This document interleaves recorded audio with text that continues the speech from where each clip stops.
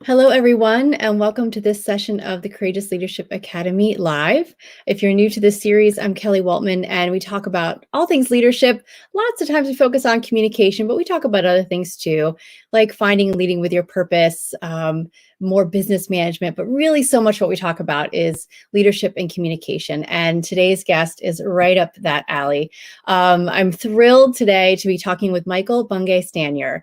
He is the author of 6 books, which between them have sold more than 1 million copies. He's best known for The Coaching Habit, which is the best-selling coaching book of the century, and it's already recognized as a classic. And his most recent book, The Advice Trap, I have no doubt is headed for similar notoriety. I have them both, and they've definitely influenced my work, and they for sure have revolutionized the way leaders view and do coaching. And as if that's not enough, his TED Talk is fantastic and has nearly 1 million views. So a little bit more about him. He's Australian, currently lives in Toronto, Canada, but actually is joining us from Australia. He was a Rhodes Scholar, and maybe his bigger claim to fame, he would say, I'm not sure, is that he plays the ukulele, although he claims maybe not so well. So we'll maybe ask him more about that. But without further ado, let's bring Michael into the broadcast. Hey, Kelly, how you doing? Thanks for those nice words. Yeah, absolutely. Thank you so much for joining us. Really appreciate it. My pleasure. Great and early for you. It's 7 o'clock in the morning, so it's early, but I'm a morning person. So I recorded an interview for my podcast at 5 o'clock this morning. So I've been up for a while. Oh my goodness. Well, I am not a morning person, but I applaud you in your early productivity. So I always like to offer up to my guests, is there anything else that you would like to share as an introduction? Anything more you'd like to tell us about yourself? Introductions are a funny thing, aren't they, Kelly? Because you're trying to find that line between I want people to be impressed and take me credibly and go, Kelly's got a great guest on. On the other hand, so many people's introductions make me feel both intimidated and bored at the same time. I'm like, okay, so you won the bronze medal in the under 14 breaststroke race in your swimming carnival. Congratulations! But I don't care. So I don't know. Here are 3 things that are interesting about me that are beyond the kind of the medals that I've won.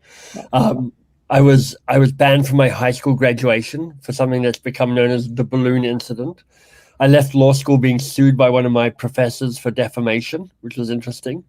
And the first published piece of writing, I mean, I've now got these books that have sold a bunch, but the first professional piece of writing that I did where I got paid a bit of money, I got paid $100, was for a short story I wrote for a woman's magazine called New Idea here in Australia. And it was called The Mail Delivery, M-A-L-E. It was all about finding love with a postman, which tells you how long ago it was, because they were actually delivering letters, which I don't know if that happens anymore. That's great. Those are very interesting facts. And I think we could probably spend a good chunk of time just dissecting each of those stories a little bit more. Yeah, we just spend this whole thing about my shameful past rather than about the ideas that I write about. It's probably more interesting, but also a little more embarrassing. And I would certainly like to keep it on your shameful past and leave mine, we'll just keep mine out of it. Yeah. So the other thing that I like to do in starting these conversations is really talk about the basics and really just kind of start at the beginning. So again, the book that you're most well known for at this point, The Coaching Habit, and that's certainly something you talk a lot about is coaching, right? So What does coaching mean to you when we think about coaching as a leader? What does that mean? Yeah, I have a multi-layered answer to that because everybody comes with a bit of baggage associated with coaching. Mm-hmm. If you're if you love coaching, then you've got all these ideas about what coaching is. If you're a kind of more normal person who goes, I don't know, what is this coaching stuff, and do I have to do it, and is it just weird touchy-feely people wearing caftans in California? Is it that? I don't know. So I think what I'm most interested in is staying curious. Mm-hmm. So sometimes coaching comes with some baggage. So I go, what if I could say, let's try and be more coach-like? Mm-hmm. And how I think about that is, can you stay curious a little bit longer? Can you rush to action and advice giving a little bit more slowly? And what this definition does is it puts it all on you in terms of it's a behavior which serves relationships. It serves, not just people you manage if you're managing people, but it serves, your spouse, your kids, your friends, the random person you're talking to on a bus. I don't know. Staying curious is a thing that enlivens your life. It helps you connect to people on a more human level. It helps you figure out where to spend your time and how to spend your life so you're doing work that matters. So that's the kind of the bigger goal that I'm playing for when I talk about coaching. I'm really trying to have people connect at a human level and focus on the work that matters. And doing that, I think we unlock our greatness by working on the hard things, the important things, and curiosity is the doorway to unlocking our greatness. Oh, I love that. That's such a good quote. I love that. And I love that you talked in there about the connection piece. That's a big word for me, especially these days. Selfless or shameless self-promotion. The book coming out in the fall, Elevate Connection. So it's a big word for me these days, connection. And so I love that you shared that. And that was actually one of my thoughts as well to chat about is how coaching can help with that connection. We talk about that's such an important piece of leadership and helping people feel engaged and motivated and productive. And so can you talk a little bit more about how coaching and staying curious can help with that connection piece?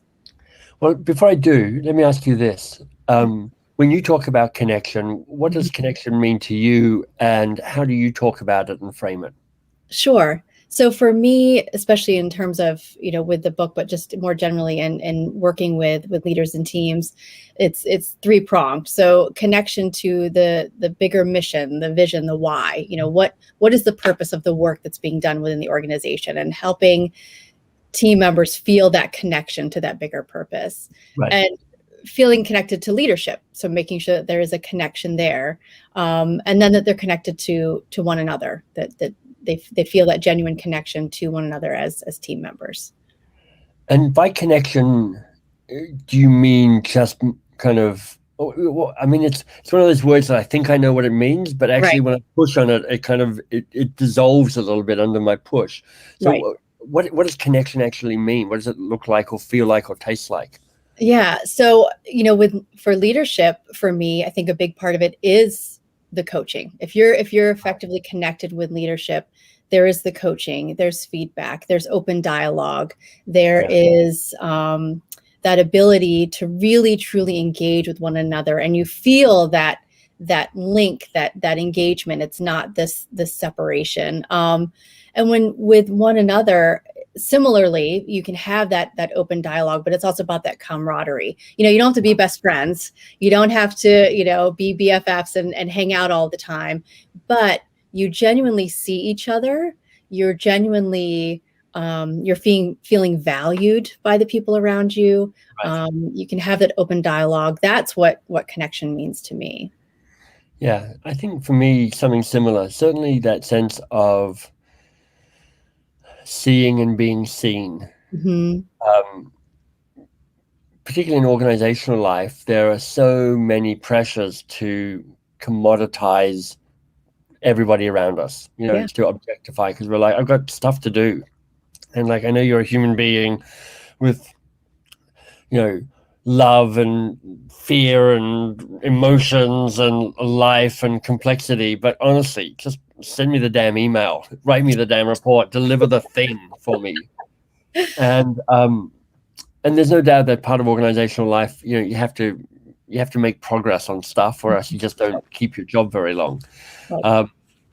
But there's a philosopher who I refer to often called Martin Buber, and he has a very simple model around the two types of relationships you have in this world: an I-it relationship and an I-thou relationship. And an I-it relationship is when the other person is a bit objectified. You don't see them for the full person that they are.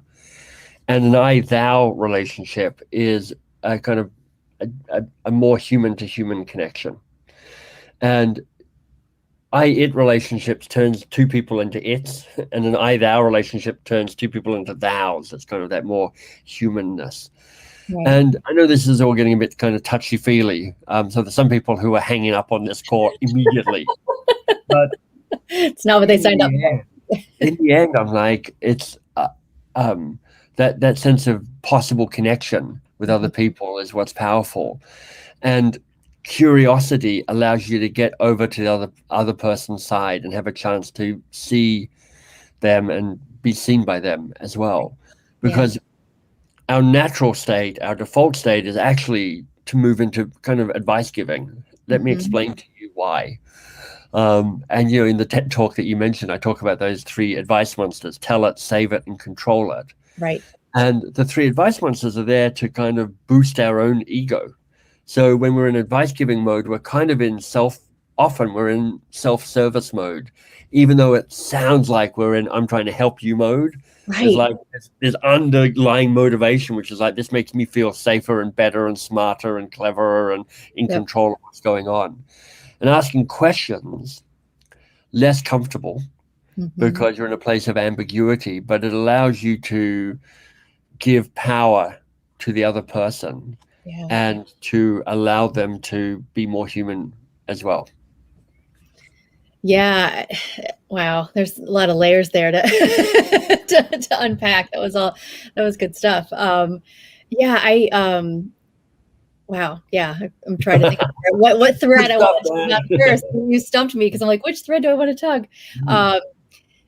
You know, in terms of what you were just talking about, the advice monster and the, you know, the sell it. Goodness gracious. The tell it, save it. That's the sales monster. That's a different. The sell it monster. I came up with a fourth for you. You can use sell it, hustle it, whatever. Yeah, there's probably a third one there as well. Yeah. You know, the tell it, save it, control it. I think I can identify a little bit with each of those, you know, depending on the circumstance. I know we tend to lean maybe towards one or the other. And you're right. It's so interesting how we feel this like obligation, you know, to jump in right away with an answer.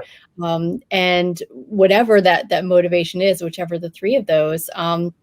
And I think for me, it often comes down to, I feel like I'm a failure if I don't have an answer right away. You know, if I don't have the ticket for you right away, then I haven't been a good leader. Because, and I guess I don't know which one that leans toward the most, but a little bit of both, all three. Often that's a symptom of tell it. Yeah, when that makes sense. Tell it, you're like, look, my job is to have the answer. Right. I should have all the answers. And if I don't have all the answers to all the problems for all the people, then I'm letting them down and I'm letting myself down, and I should never have got the promotion, and I'll be revealed for being the fraud that I am. And you can totally understand why people do that. It's not just an ego-based thing. It's like we've been rewarded our whole lives for having the answer. You know, it's like, you know, what's your grade point average? You know, got my hand up in class going, I want the answers. I know what to say. Right. And in our early careers, a lot of it is around become a subject matter expert. So there's a cultural expectation that you know stuff. What's confusing a little bit is like when you know stuff, it's actually, first of all, knowing stuff can be really helpful because it can help you frame great questions. But actually knowing stuff, most of what you know is a little bit out of date, a little bit useless. No, basically your advice is not nearly as good as you think it is. Right. So I talk to managers and leaders all the time, and I go, look, here's a way of rethinking about how you can measure success. And it's like, instead of feeling like you have to be the person with the answer, what if you're the person who makes sure that we're working on the right question? Because, you know, everybody who's listening to this knows that they've been in organizations and had a life where they're like, I don't know why we're working so hard on this. This feels like an utter waste of time. Is this really important? Or is this just something that's filling up my life? And the answer is, it's just something that's filling up your life, because we get seduced into the busyness of it all. We get seduced into thinking that the first thing that shows up is the real thing. Right. And if you can be the person who time and time again says, but what's the real challenge here for us? What's the real problem that we need to solve? You become invaluable. in your organization. And mostly if you have the right question, you've got a bunch of people, including you, who will be smart enough to figure out what the best answer to that is. Right. That's really powerful. Being the person that is asking the right questions and really putting that out there, that you don't have to have the answers. You don't have to be the person with all the answers, because you can't have all the answers. Right. And so being that person that is comfortable asking those questions, doing that work, not only is that really powerful, but as you alluded to a moment ago, that it's very empowering for that other individual. It gives them the chance to come up with ideas and suggestions, and so it's not only powerful, but it's empowering, and that's key. Yeah, and it is for me. One of the big questions that I wrestle with and I think about and I think is important is, how does power work in our organizations and in our life? And particularly if you show up with the language of the moment is privilege, like me. So I'm an overeducated, tall, white, English-speaking, extremely handsome, successful guy, and so I have all these cards of privilege, Right. and there's probably more than I'm not even fully aware of. And so the question for me is, like, how do I give power away? Right. What's the power of giving? There's a new book out, by the way, I can recommend, by Matthew Barzun, Barzun, called The Power of Giving Away Power. And I'm like, exactly. How do you do that? Because one of the things that doesn't really get said explicitly is, when you say empowerment, there's very few people who are anti-empowerment. Right. Maybe some Republican senators who don't want people to vote, but most of us are like, I like empowerment. Right. But actually, in empowerment is when you give up some of your power and enable other people to co-create it, or have some of it, or step into the limelight, whatever the metaphor is that works for you. And most of us are pretty reluctant to give up power. You're like, I've been working my whole life to get hold of this. I don't want to give it up.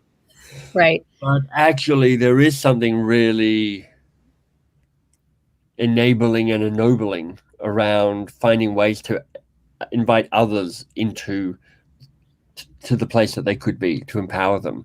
And it turns out curiosity and asking good questions is one of the more nuanced, but one of the more everyday ways that you can do that. Yeah, it's interesting. I think we have this tendency to feel that if we are empowering others and giving up some of our power, that is going to diminish us, by but it doesn't. It actually, you'll be lifted as well, and it's not a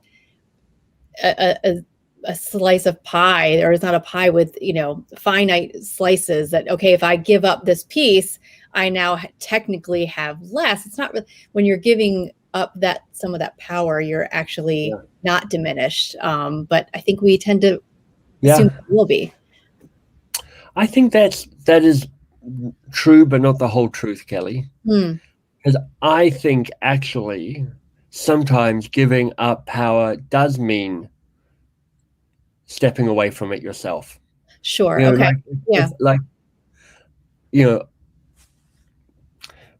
Like I really, I try and be committed to handing power off, and people I'm particularly interested in empowering women. This has been a theme of mine for a long time. It just plays louder for me than equality across racial stuff, although that matters, of course. But for me, I've got a 30-year track record of being a feminist and writing about feminism and all that sort of stuff. And I'm like, this means I get the hell out of the way and I allow somebody else to sit at that seat of the table, and I'm not there. Right. And I may not even be in the room.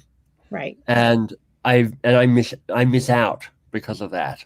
Sure. And I can afford to give that up for the bigger game that I want to play, which is having more women fitting in and filling leadership roles. Right. it means that I don't get to control and meddle and stick my fingers in the pie or take some of the credit as much as I could. And there's one part of me that goes, do that. What are you doing? Get back in the room. Take the credit. Right. But it's the bigger game for me is not that. So Right. I do think that part of the way power giving away power is a co-creation that expands what we mean by that. That's Right. absolutely part of the mix. But Yeah. but it feels like a bit of an easy lie to say, and you'll feel no pain in this. It's like, yes, you'll feel a little bit of pain. Yes. Even down to the act of asking a question. Right. It's like asking a question is more painful than giving advice. Because even though your advice is not that great, and even though you're probably solving the wrong problem as you're giving that advice, so you're really wasting everybody's time, it still feels pretty good. Look at you adding value in this conversation. Look at you wrapping things up and getting them out so you can get back to whatever you were doing before. Right. Asking questions, you're like, I don't know, was it a good question? Did it land? What's their answer going to be? Is this helpful? Am I serving? What if they have some ridiculous answer that I don't understand? It's less comfortable. Yes. But it's worth it. Yeah. So let's dive into in the coaching habit you talk about. You outline 7 questions. Yeah. So for our viewers who aren't familiar with the 7 questions, can you give us How is it even possible? How is there a single person left on the entire planet that hasn't heard of the 7 questions? I know I know. There might be one that's. I'm not going to tell people the 7 questions, because honestly, they can Google that and they'll find a ton of that. So let me ask you this question: if you had to pick one of the questions that you like out of those 7 questions, is there one that comes to mind? So there's 2 that are tied for me. So what's the real challenge? That's and I love that, you encourage people to keep digging deeper, Right. asking that, and not only and that goes along with, and what else? The 2 of those for me, because it is, as you've said, it's often the first answer to whatever question you're asking is not the real issue. So both of those really, when you keep asking them, they encourage both parties to keep digging deeper. They encourage the individual to keep digging deeper and really get at the heart of the issue. So both of those for me are. Yeah. So what's the real challenge here for you is the focus question. It's like number 2 or 3 in the book. And it kind of touches back on some of the stuff we've been talking about already, Kelly, which is like, we're spending way too much time in our lives working on the stuff that doesn't really matter. Right. And we get seduced into thinking that the first thing that shows up is the real thing, and it almost never is. Sometimes it is, but not as often as you'd think. So what's the real challenge here for you? And if I break that down for people, because the way of all the 7 questions, the way that this is written and constructed matters the most. Right. Because one version of that question is simply, what's the challenge here? And that's not a terrible question, but you're more likely to just kind of get a repeat of what you've already heard. You say to somebody, hey, what's on your mind? And they go, well, it's this thing. And you go, what's the challenge here? And they're kind of like, well, it's still this thing. It hasn't changed since I told you 3 seconds ago. But the question becomes more powerful when you ask, what's the real challenge here? And then you go, so what's on your mind? And they go, well, it's this thing. And you go, but what's the real challenge here? And now you're saying, look, there's something that's real here, and there are things that aren't real. Right. And what might be obvious might not be the real challenge. So what do you think the real challenge is? Now you're making them think. And that's powerful. That's a powerful act right away. So that, what is the real challenge? And then if you want, you can add these 2 words at the end, which I think really kind of up the ante, which is, what's the real challenge here for you? And then the spotlight swings from the problem to the person who's solving the problem. And that's when some magic happens, because when you ask, what's the real challenge here for you, you're committed to 2 things now: getting the problem solved, or figuring out what the problem is so you can solve it, and growing the person so they grow in competence and confidence and self-sufficiency and autonomy, all sorts of different ways. So what's the real challenge here for you? It's the first question you talked about, the focus question. The second question is, and what else? Which, in the book, I'm like, it's the best coaching question in the world.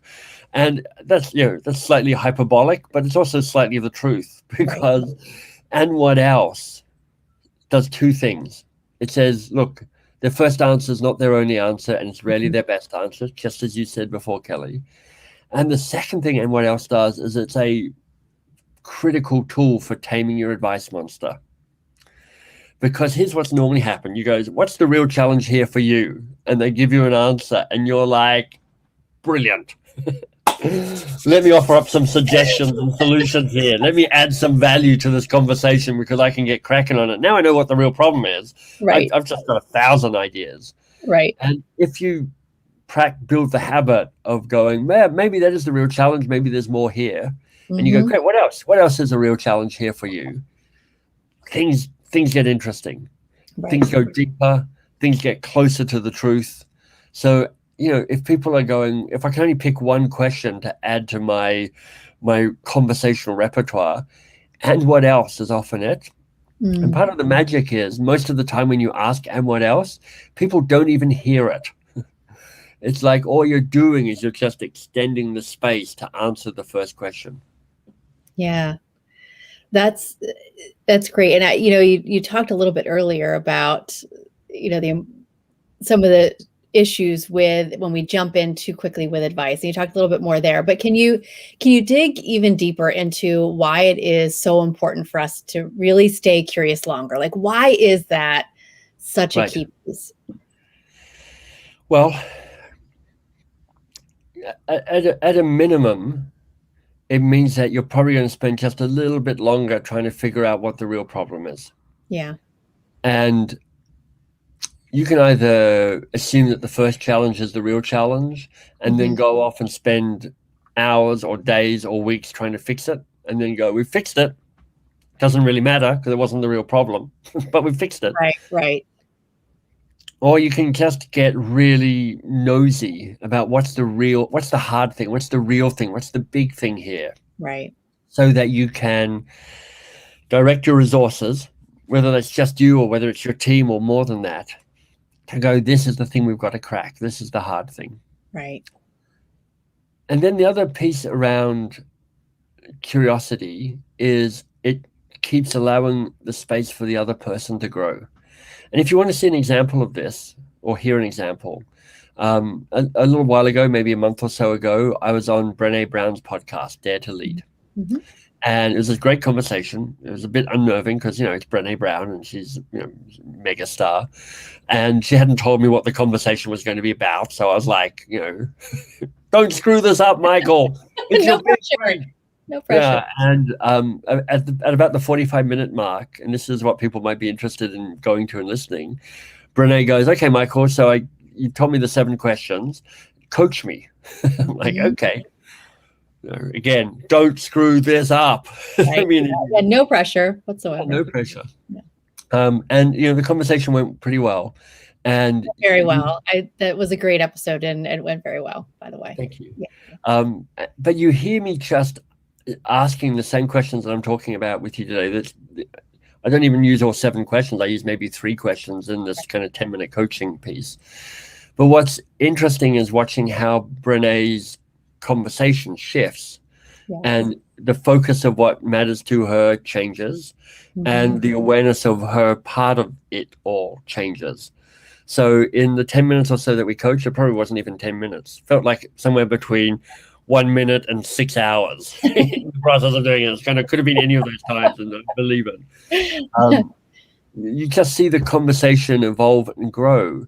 Right. And in that time, I offer not a single piece of advice. I just ask a few questions. Right.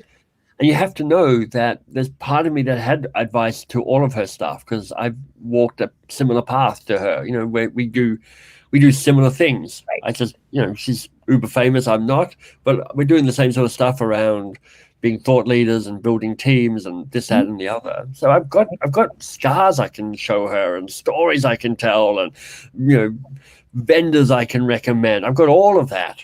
But in that conversation, it's like,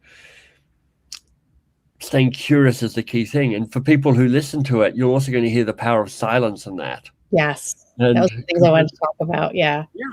I'll ask you a question, and there's these, what feels like, again, somewhere between 1 minute and 6 hours of silence before Brene answers. Yeah. And the temptation is so strong to fill that space with another question or advice or whatever it might be. And I've just done this long enough, and I've had enough practice that I knew that the thing to do was shut up and just let her get to the point, which she did. Yeah, that was really a powerful segment within that episode, and it reminds me back from my practitioner days in motivational interviewing, and that's one of the things that we talk a lot about in motivational interviewing. That is becoming comfortable with the silence. That's Right. like the fifth skill is just being willing to sit with the silence. And so I warn my students when I'm teaching, when I'm doing workshops or training, or when I'm doing a coaching conversation, that I'm very comfortable with silence and I will wait. Right. Well, that joke about, two people walking in the woods and they come across a bear and the two of them freeze, and then one of them starts putting on their running shoes. And the person's going, "What are you doing? You can't outrun a bear." And the guy goes, "I don't have to outrun a bear. I just have to outrun you." And, here's the thing. You don't actually have to get comfortable with silence. You just have to get more comfortable than the other person. Right. Because if you're just a little bit more comfortable, they will crack first. And they're like, "Okay, I confess everything. I'll tell it all." Yeah. So I'm not that comfortable with silence, but I can be more comfortable than the other person that I'm talking to. And that's all I need to do. Right. Yeah, no, that's a fair distinction. I wouldn't say that I absolutely love silence, and sure, there's a threshold there of where it's comfortable and that it does become uncomfortable for sure. It's weird, isn't it? Yeah. There's one moment where they're like, you're like, I'm holding the space and I'm managing the silence, and then there's just this imperceptible flip. Mm-hmm. Where suddenly the other person's going, "Actually, I've just become comfortable with silence, and now the problem's your problem, not my problem." Like, God damn it. Yeah, but it's I run marathons and ultra marathons, and at some point it's going to be painful and uncomfortable, but you just learn to embrace it and to go with it, and so it's kind of the same thing. I'm not going to say that it never becomes uncomfortable with silence, but I've learned to just embrace it and deal with it, and you just ride it out. Yeah. Let me tell you my marathon running story. Yeah. I know this is a random thing. So I've run a couple of half marathons when I was younger, and one marathon when I was 21, so a lifetime ago, and a little bit before marathon running became quite as big a thing as it was. And there's a local marathon in my hometown, Canberra, and I'd entered it 3 or 4 years in a row and never done any training, because this is what I'm not that great at. It's actually the training involved. So finally I'm entering the 4th year or the 5th year, and I've now spent a cumulative total of like some hundreds of dollars, which as a student was actually quite a lot of money. I'm like, I'm so annoyed. So like, you know what? This time I'm just going to go and at least pick up the swag bag. So I have a t-shirt and maybe a water bottle and maybe, I don't know, some things of gel. Getting my money's worth. But so I go there, I'm like, well, I'm here now. I may as well start, because, I'll run because it'd be uncool to get the swag bag if I haven't done any running. So I'll just run for, 5 kilometers or something like that, and then drop out because I'm supposed to be playing a game of soccer later on today. Anyway, so I start running and I'm like, you know what? Stupid male ego kicks in and I'm like, I'm just going to keep going. So I keep going, and it's a small field because this is actually the trial race for the Commonwealth Games, which is like the Olympic Games, but just for Commonwealth countries on the offbeat to the Olympic Games. So I'm literally, if I'm not the last person, I'm basically the second or third last person on the course. It's got cold, it's miserable. Imagine this kind of desolate landscape with just me running from one white dash in the road to the next white dash, not another person to be seen. Finally, I'm running up the end stretch, the empty bleachers, they're like, what do they call them? Dust balls or things, kind of rolling around. We don't actually have those in Canberra, but if we did, they'd be everywhere. There's literally nobody there except for the two people who are manning the position. Everybody else has gone home. Yeah. But I'm like, you know what? The massage tent is going to be so amazing because I'm so sore. The massage tent's all packed up and gone away. I was going to say, yeah. Exactly. That's good. Anyway, I mean, so I did this. I crossed the line in about 4 3/4 hours. So I get in the car and I drive to the soccer match and kind of go, I'm not playing soccer today because I've just gone for a 6-hour run. I get back in the car, drive home. I borrowed the car from my mum because I didn't have a car of my own. I told her I'd be away for an hour or so. It's now like 8 hours. And mum runs down that thing shouting at me, where have you been? We've been worried, blah, blah, blah. What's happened in the drive home is I have frozen up to such an extent that I am locked into a driving position in my seat and I can't get out of the car. So I have to have my parents kind of manipulate me out of the car and carry me up the steps. Where I lie on my bed for 2 days in driving position because my body is just locked down. Anyway, that's why I don't run marathons anymore. Well, maybe we could hold each other accountable for training for the marathon, and then you'd have a very different experience. I'm too old. I've learned my lesson. You're not. I'm good at cheering other people on in marathons. Well, that's, I do plenty of that as well. That is fun. So one of the things that I also want to talk about, because this is something that I do in a lot of my work with leaders and teams. We talk a lot about feedback. Yeah. And so let's talk a bit about the relationship between coaching and feedback, because they can work in tandem and they're certainly related, but they're not the same. So, do you want to talk a little bit about how they're related but different from your perspective? Yeah. Well, let me ask you this first. First, how do you make the distinction? And then let me build on how you articulate the difference. Sure. I mean, for me, with feedback, I talk a lot about the importance of both positive and critical feedback. But if we're talking about, particularly in a critical feedback conversation, there's been a behavior that has not met expectations, needs to be improved. We need to have that conversation. That first, it's about sharing that feedback or debriefing that situation with the individual and getting their perspective on what could have gone differently. But that's the feedback piece, and there's obviously components to doing that effectively, safe space, timing, all of that. But we need to talk about what happened, but then the coaching piece is, okay, how do we move from here? How do we move beyond that? And what is the desired alternative behavior to what happened or the experience? So that's, for me, the difference. Yeah, I think I agree with that. And here's how I build on it. For me, coaching, or as I really like to call it, is like being more coach-like, is an everyday, almost every interaction way of framing. So I can be more coach-like if I'm emailing you, if I'm texting you, if we're talking through Zoom, if we're in a room together. I can be more coach-like in a team meeting, on a one-to-one meeting. Anytime I'm interacting with somebody, I can be more coach-like because it says stay curious a little bit longer. Right. So it's more a philosophy and a way of framing any conversation. But part of being curious means that you're kind of meeting what's there.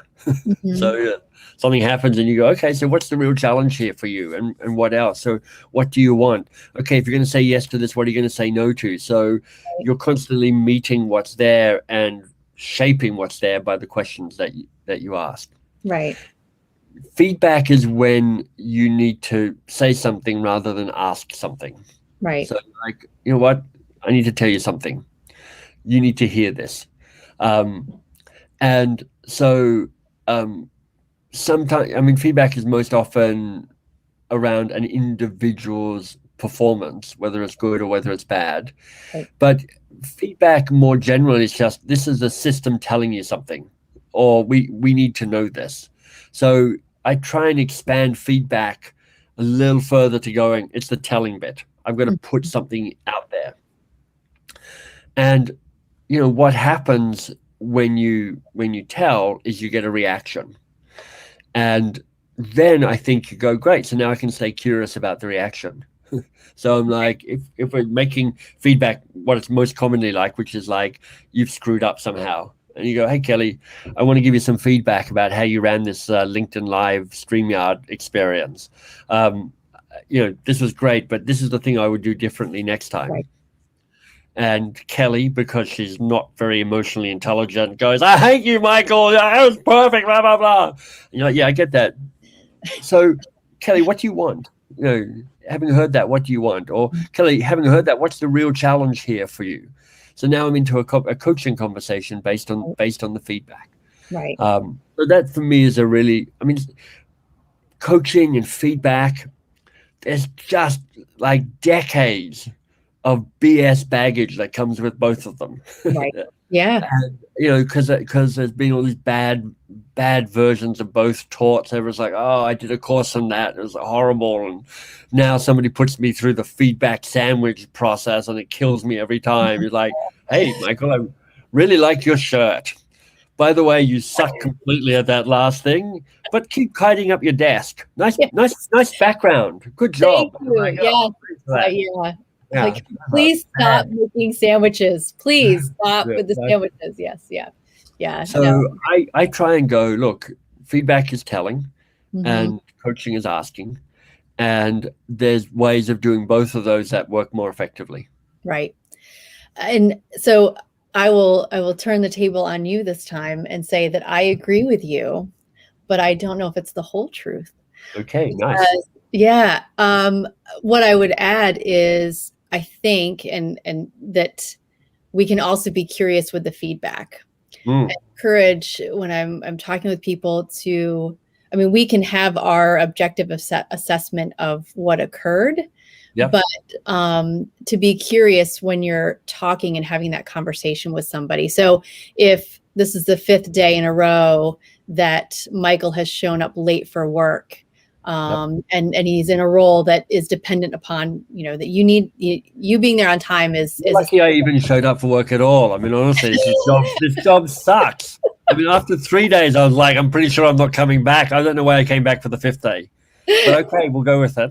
But yeah, so it's essential that you're on time. This is the 5th day, rather than launching into, or you can begin with, okay, this is the 5th day that you've been late. That's it.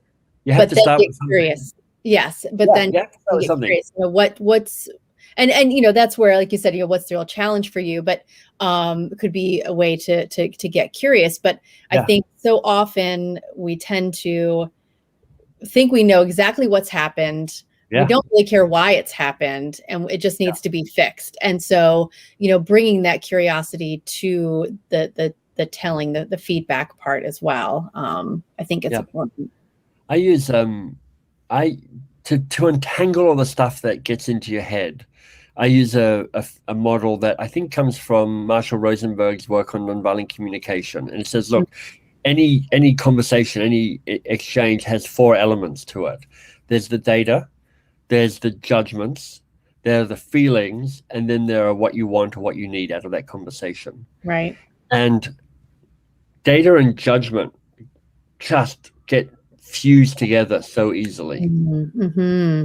So even in a subtle way. So when you say to Michael, you're late, in some ways, that's a judgment, right, based on some facts. And the facts are your shift starts at 9, and for the last 5 days, you've shown up at 10 past 9. That's the data. Right. The interpretation of that is you're late. Right. And even as you go, you're late. There's you can try and say that in a non-judgmental way, but it's got a hint of judgment to it. Right. Because actually, when Michael goes, actually, my contract says I start at 10 past 9. You're like, oh, okay, so you're not late. I'm just misinformed as to when your starting time is. Yeah. So understanding the difference between data and judgment is helpful. Yeah. Yeah. Understanding how you feel about the situation is helpful because your feelings just color everything. We pretend we're rational creatures, but we're not. We're emotional creatures with a thin veneer of rationality that's applied after we've got angry or sad or happy or whatever it is that we're feeling. So it's like, hey, like it's so it's like, start with the facts. Hey, your shift starts at 9. For the last 5 days, you've shown up at 10 past 9. Then I love to combine the feeling and the judgment. So I draw on 5 core feeling words: mad, sad, glad, ashamed, and afraid. And then the judgments. So I'm frustrated, which is a version of mad. I'm frustrated that we're in a that you're never there for the start off, and it feels like you're not taking this job or my role as a leader seriously. Right. So that's a feeling plus a bunch of judgment. Right. And part of what I'm trying to do is like, what judgment is useful in moving this conversation forward? Right. Because I can have all sorts of other judgments, and I will, that aren't that useful. Things like, you don't respect me, you're betraying me, you're trying to undermine me, I'm a crap leader, this is a terrible job, I shouldn't have to be nagging you. All of those are kind of other judgments that that you go, yeah, I've got them, but is it worth sharing them? Do I need to share everything? Probably not. Right. And then there's what you want and what you need.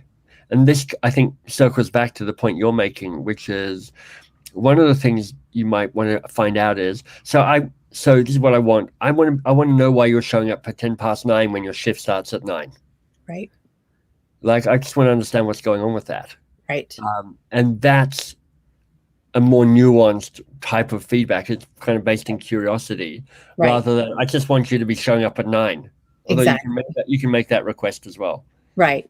Yeah, I think, spot on in terms of really getting at the heart of what's going on before moving into the coaching piece, which is, okay, now we've really dissected the issue. Let's talk about how we can move forward. So yeah, absolutely. The power of asking, I really want to understand why you're showing up at 10 past 9 when your shift starts at 9. Because honestly, some of the time you're going to get somebody going, look, my shift starts at 9:15. I'm showing up 5 minutes early every time. I think I'm doing a really good job. And you're like, oh, let me just check my paperwork. Right. Oh, you're right. It is 9:15. Just Carry on. Pretend this conversation never happened. I'm glad we've had this talk. Yeah, just testing. Yeah. Yeah, that's great. So I can't, with my 40-something eyesight, see I need to look at my monitor to be able to read the comments and questions. Let me see. Marsha is rocking it. Marsha Renee Curry Nixon. Yes. Oh, she's fantastic. Feels like that could be 7 people with all those names, but I'm assuming it's just one person. Thanks, Marsha, for all the nice comments. I know Marsha personally, and she does about the work of 7 people. So so we have a question from a YouTube viewer. How can we get managers to buy in on staying curious a little longer and ask more probing questions? So how can we, I guess, help other people, buy into that? That is such a brilliant question. So good job, Alan, for asking that, because this is why most coaching initiatives don't work that well in organizational life, is that when my company, I started Box of Crayons. This is what we do. We go in, we help organizations move from advice-driven to curiosity-led, which is often about teaching coaching skills. Right.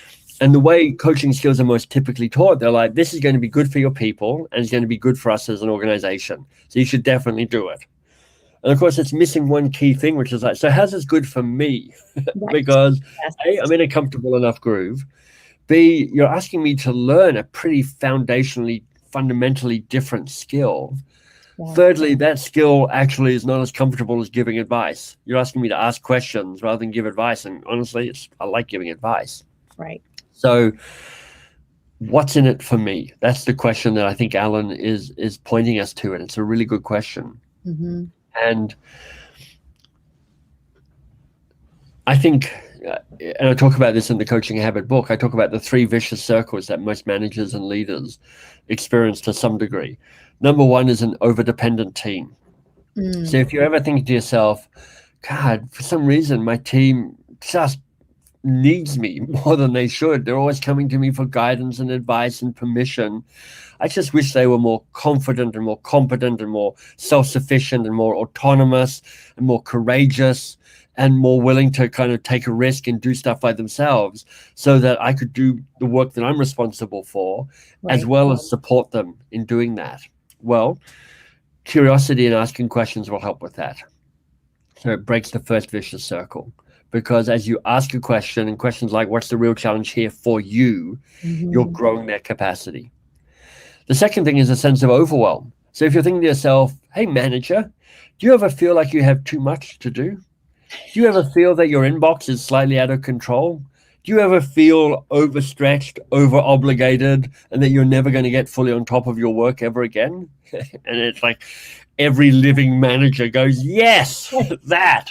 Tell me more, Michael. Yeah, exactly.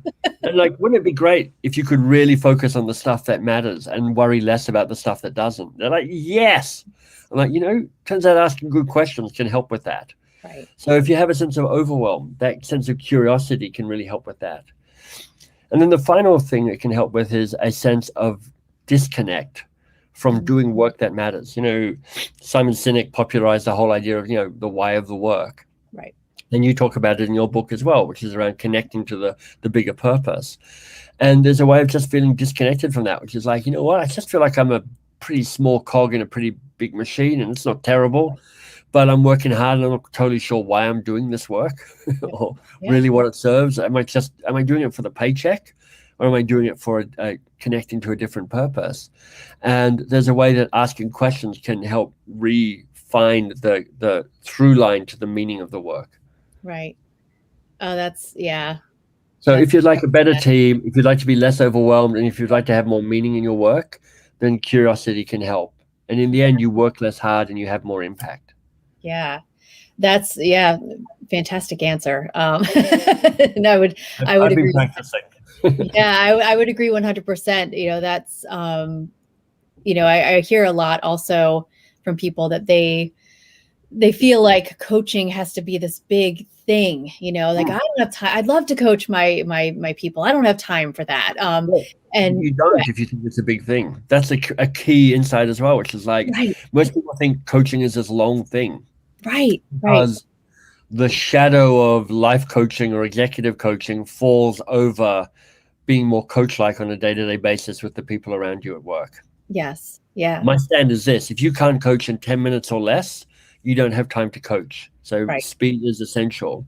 Yeah. But probably more critical than that is to realize if coaching is an additional burden, I have to add coaching to the work that I'm doing, that will never work, because nobody has space to add coaching. Right. Everybody is really busy with a whole bunch of other things, and coaching will never be urgent and important enough to replace some of that other stuff. Right. But if you think to yourself, look, what I'm doing is not additional, but it's transformational. I'm transforming what I already do. Right. More coach-like, to stay curious a bit longer. Then it's not more work. It's just different work, a different way of approaching the same work. Right. That's huge. And that's where I think the distinction that you make, that nuance of being more coach-like, is such a key piece. Is, like you said, it's not about, look, if there are managers out there who just really aren't engaging with their team members, then yes, this probably will be more work, but it just means you probably weren't doing the job very well to begin with. So you do need to add that in. But yeah, it's about, like you said, each interaction that you're engaging with somebody being more coach-like and staying curious in those interactions. And it's a nuance, but it's a very key nuance. And I think that's such a fantastic way to think about it and explain it. Thanks. Yeah. So I'm just looking to see if we have any other viewer questions. Lots of comments, but I don't see any other questions. So I'm trying to think if I have any. Nobody's asked me a question about marathon running. Come on, people. Well, if they'd love another great story from you about a misadventure, they can read your story at the end of the Coaching Habit. So many stories. So many misadventures. At one stage, when it took me a long time to write The Coaching Habit. I wrote many bad versions before I finally wrote a good version. And one version of The Coaching Habit had a story about one of my many failings, whether it's doing, synchronized nude male modeling as part of a law school review, getting lost on hiking, sorted almost drowning. And I gave it to an editor, and she was like, I don't think you need all these stories. They're not nearly as funny as you think they are. And I'm confused whether this is just a bad autobiography or whether it's a helpful business book. And I'm like, I think I want a helpful business book. So I kept one, which is going camping and getting lost. Yes, which I that story made me chuckle. And I appreciate as somebody who likes to do hiking and backpacking, I really appreciated that story. So people should definitely check that out. And yeah, so any last kind of key don'ts and do's that you would like to share in our last final moments here? Don't run with knives. Do love your parents. Especially marathons. Don't run marathons with knives. Oh, yeah, exactly. Yeah. I think well, I'll tell you the thing that I'm kind of hooked in on at the moment, Kelly. It's a bit of a shift away from coaching per se, but it is connected to the bigger picture, and connection, and the connection to the bigger of the why of the work. The thing that I'm working on at the moment, and this is what I've got a new book coming out in January that this will be about, is around how do you take on worthy goals. And I'm defining worthy goals as things that are thrilling and important and daunting. Thrilling, they light you up, they matter to you, you care about them. Important, they give more to the world than they take, so they serve a bigger purpose. And daunting, they help you find your edge and your learning and your growth so that you can continue to expand who you are and the potential you have in this world. And curiosity is a great way to find that and connect to that worthy goal. But knowing that many of the people listening to this, they work in an organization that will often pull them away from worthy goals. One of the questions I'd have for the people listening is, how do you get more thrilling and important and daunting into the work that you do? I love that. Oh, I can't wait to read the new book. That sounds fantastic. Yeah, that's great. I'm in the process of fighting through the undergrowth to try and get the thing finished at the moment, which I know is somewhat joyless. It's not joyless, but it's some of the hard work, the hard lifting that happens behind the scenes in book writing. Absolutely. Yes. Yeah. Yeah. Well, I'm looking forward to reading that. That sounds great. And so, as you have conveniently put on your name there, the website is MBS Works. The one we ran out of time to talk about was the Year of Living Brilliantly. Do you want to just quickly kind of plug that and let people know? This is a brilliant and terrible thing. So I created this for the Advice Trap book, and I'm like, I want people to be able to come from the book to my website. So what's a good lead magnet, as the jargon for it, that will bring people there? So I created this thing called the Year of Living Brilliantly, which is 52 teachers over 52 weeks. You get a short 2 to 6 minute video when you sign up. And it's really just, I asked a whole bunch of really brilliant people to say, teach me your best thing, and then curated it in a way that creates an experience as you go through that. It's really, I mean, we've had thousands of people go through it, and the community's full of comments and interaction and engagement. So it's pretty rewarding about that. As a marketer, it's terrible because basically people have a year's worth of really good free content that fills up their capacity. So I'm like, this isn't that great for the upsell or the other sell that I'm trying to create here, but it's a good gift to the world. So yeah. And if you go to mbs.works, you'll see invitations to join us on the Year of Living Brilliantly. Great. Well, I'll make sure I include the links in the video description on YouTube as this lives on. And also for your social media and all that. Thank you, Kelly. Well, thank you so much. This was such a treat. I really, really enjoyed this. Thank you for taking the time to chat. Yeah, my pleasure. Thanks for having me. Yeah. And thank you all for tuning in, and we will see you next time.